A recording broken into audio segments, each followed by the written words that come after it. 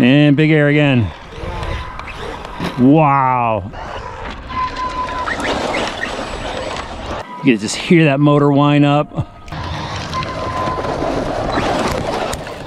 I can't believe how many messages I got from you guys asking me when the Arrma Mojave 4S video is going up. Either you really like checking out new RC cars with me, or the 4S is an exciting release from Arrma, and I'm hoping it's both actually. But it's finally here, it's made its way over to the East Coast. I've opened up the box, I've checked out the truck, and this is very exciting. I will agree with a bunch of you.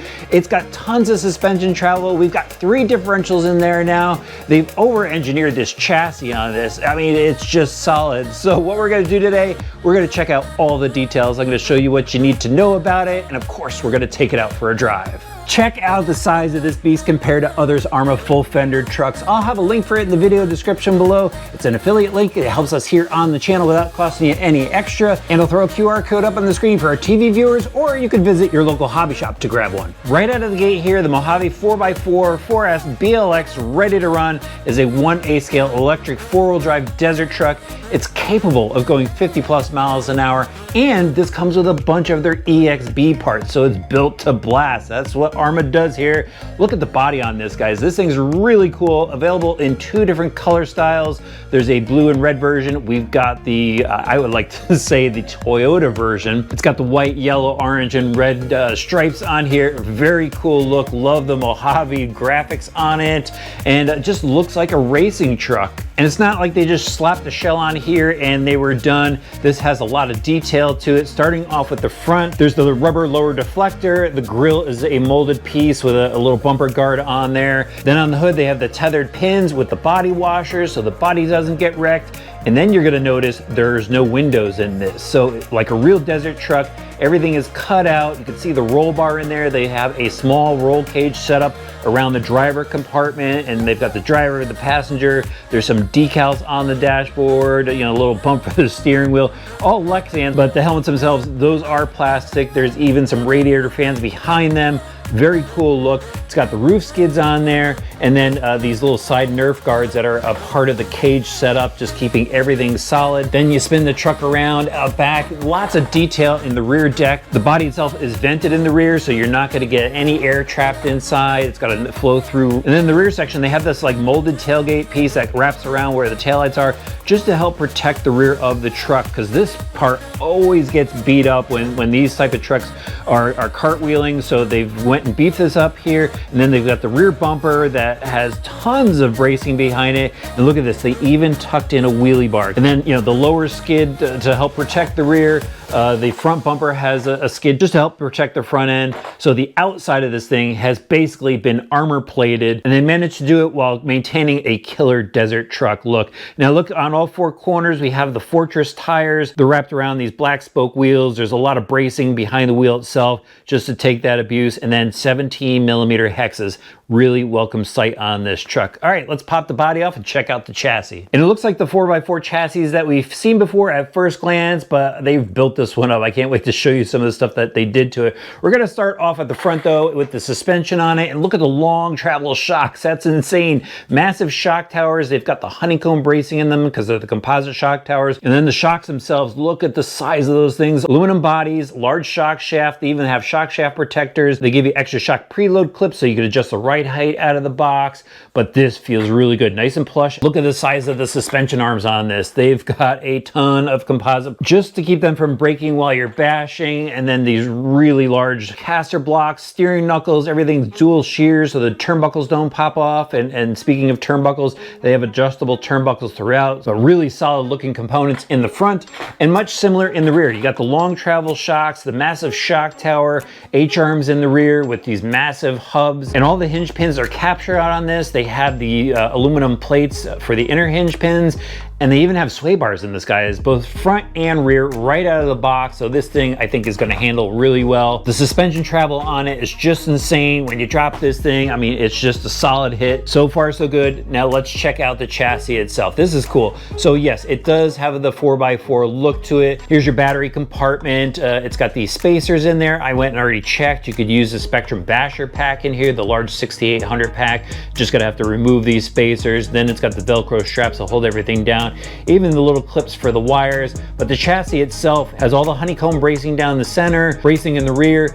Here are the holes where the cage pins into, and that just helps keep the body stable, so when you pancake this thing on the roof, it doesn't compress the body, shatter your body. So that's really well designed. And then even all this bracing on the side, you got these cross pieces, and it creates these valleys. And since guys are going to go through the mud and water with this thing, they actually have little drain holes in it. So they've thought of everything here. They've got an opening in the chassis over by the steering to let any dirt and debris out that gets caught in that area. That has happened in the past, so they're addressing the issues that we've had where rocks get in. It happens. You guys are running off-road. And then check this out. They even went and made a hole underneath the spur gear because dirt and debris would get somehow into the gear casing. So now it just ejects that dirt out, and they've got all these extra holes just to make sure everything gets out of there. Check out the lower skids. They've got the ARRMA logos in there. Really solid feel. And then for the extra bracing, they've got their long aluminum brace rod that goes from the rear gear case all the way to the front gear case, and then it's got the rubber damper up front. But easy to take that out if you need to access anything like the center differential, and we might as well get into the drivetrain. So they have their EXB gears in here. That means metal ring and pinion in the front and in the rear, metal gears on the inside, sealed differentials, oil inside. Guys, the diffs feel really good on this. Then the EXB drive shafts out to the wheels, to the 17mm hexes, massive looking drive shafts. Yes, composite center, but they've got, you know, metal yokes to them. And then they even have these new protectors around the inside where rocks and debris would catch and kind of rub away at the outdrive there. They've addressed that, so they've fixed some of the issues that we encountered before with some of their other cars. Very cool to see. Then it's got the center diff, and I took the center diff out. It's easy to access. There's just 2 more screws that hold it in comparison to some of the other 4x4s. But once I pop this thing open, you've got the aluminum motor plate, which is also the diff support, the differential itself, all metal gears, and it has the metal case on it. So that was absolutely awesome. And side note, while we're talking about the gears, it's got the D-style pinion gear on there with the E-clip on it, so that thing doesn't ever eject on you. It's got the telescoping center drive shaft, which allows you to get that differential out easy. That's ball bearing supported. So I really like the drivetrain on this. It looks bulletproof. We'll see how it does when we're out driving it. So now let's hit the electronics really quick. It's got a Spektrum Metal Gear high torque servo, and that is swinging that dual crank steering setup. Right behind the servo is the Spektrum 120 amp Firma ESC. It is a programmable ESC. You got your basic functions like punch and brake that you could adjust on it. It has 2 IC5 plugs. One's jumpered from the factories, and it has the Spektrum 2400 kV motor wrapped in a massive heat sink, cooling fan on that as well, so it's keeping temperatures in check. Absolutely love the setup on this. Spektrum receiver inside the closed receiver box here. SLT2 radio in the box. You get double A's for that. You get some basic tools, your instruction manual, of course. And guys, enough talking. We need to go see this run.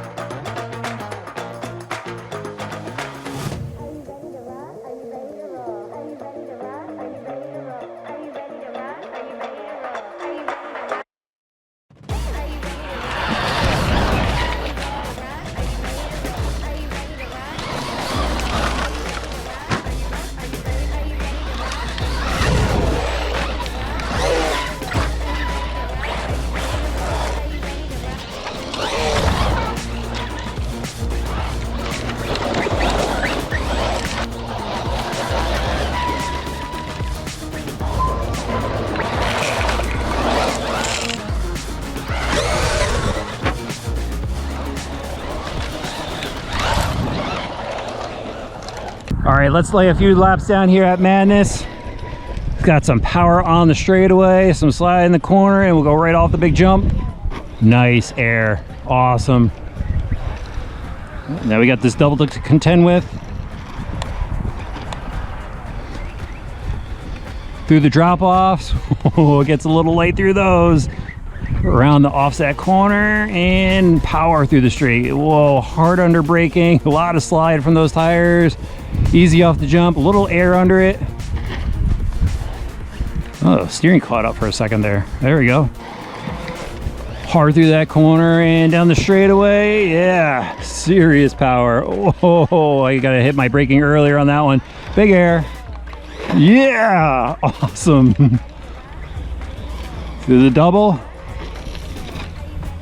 Oh, seriously on the brakes after that.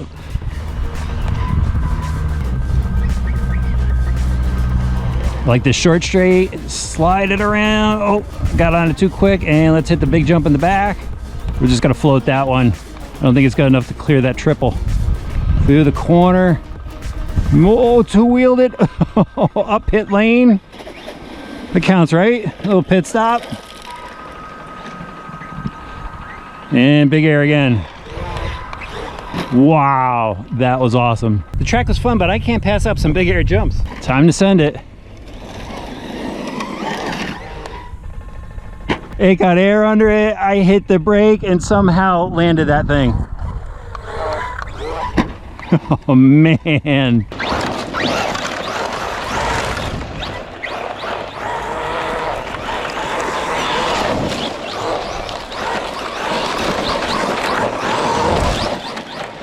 Uh-oh, we lost something. Casualty. We lost the rubber balance.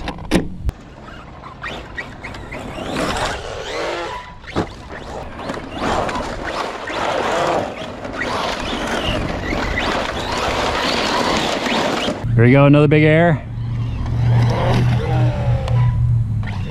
Oh man.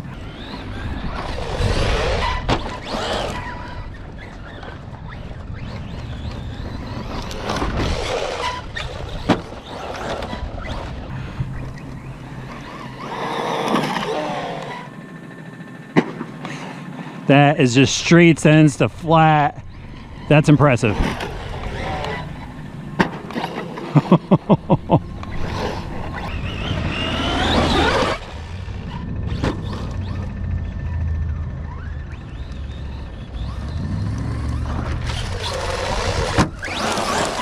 Off the side, let's try this.